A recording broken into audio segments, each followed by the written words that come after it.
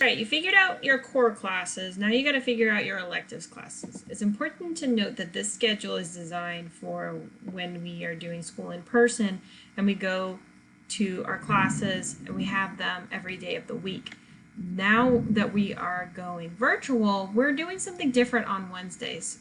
We're doing what's called Wellness Wednesdays. So that's going to kind of throw everything off as far as looking at this.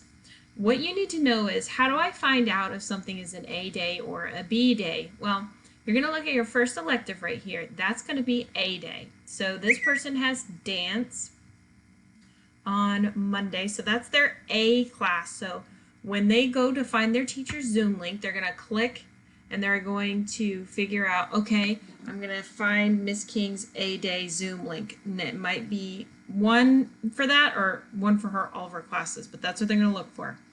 Now, what they're going to do the next day is they know they have Coach K or Miss Wajuku.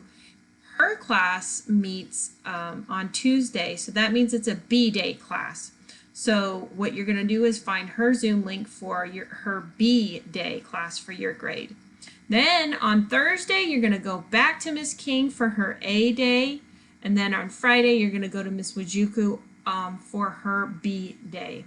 Okay, now if you're still a little bit confused, if you go to the Zoom page, there's a visual of it. Again, you find your Monday class, that's your A day class. Your Tuesday class is your B day class. You're going to go back to your A day class on Thursday, then you're going to go back to your B day class on Friday.